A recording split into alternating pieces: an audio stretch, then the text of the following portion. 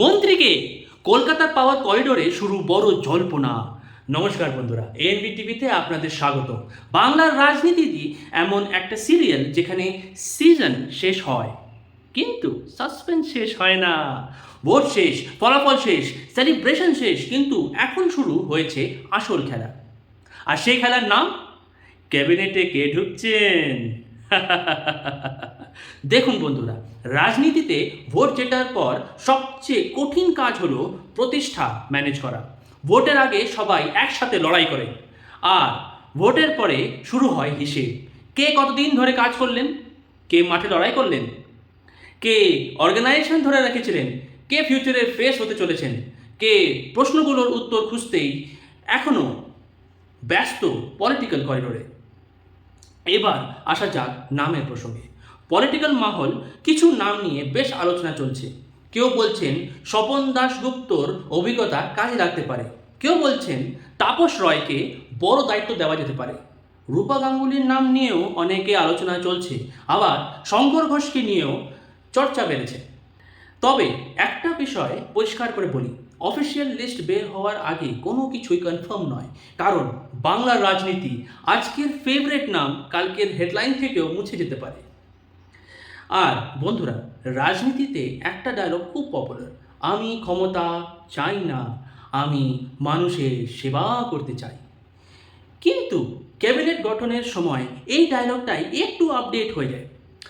আমি মানুষের সেবা করতে চাই, আর যদি একটা মিনিস্ট্রি পাই তাহলে সেবাটা আরও দ্রুত করতে পারি। একটা মজার কথা বলি, এখন অনেক নেতার মোবাইল সাইলেন্টে আছে, কিন্তু চোখ স্ক্রিনের উপরে।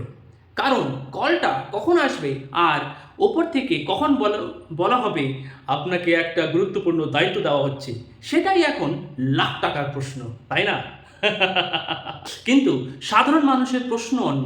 তারা জিজ্ঞেস করছেন নতুন ইনভেস্টমেন্ট আসবে, চাকরি বাড়বে, ইন্ডাস্ট্রি আসবে, রোড ভালো হবে, বিজনেসের পরিবেশ ভালো হবে।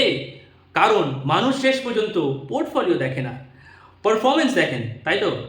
তাই আমি মনে করি আজকে সবচেয়ে বড় প্রশ্ন হলো না মন্ত্রী কে হবেন, আজকে সবচেয়ে বড় প্রশ্ন হলো মন্ত্রী হয়ে কি করবেন।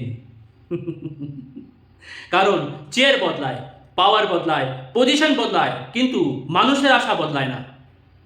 বাংলার রাজনীতিতে এখন অবস্থা এমন, কেউ বলছেন উন্নয়ন আসছে, কেউ বলছেন পরিবর্তন আসছে, কেউ বলছেন নতুন যুগ আসছে।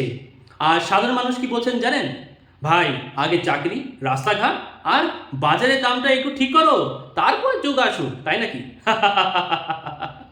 তাই এখন নজর থাকুক একটা জায়গায়, অফিসিয়াল ক্যাবিনেট তালিকার বের হলেই বোঝা যাবে কোন গুটি মন্ত্রী হলো আর কোন গুটি এখনও ওয়েটিং লিস্টে রইল। কারণ বাংলার রাজনীতিতে ব্রেকিং নিউজ কখনো রিটায়ার করে না। একটা ব্রেকিং নিউজ বের হতে না হতেই আরেকটা গেটে নক নক করা শুরু করে, তাই তো?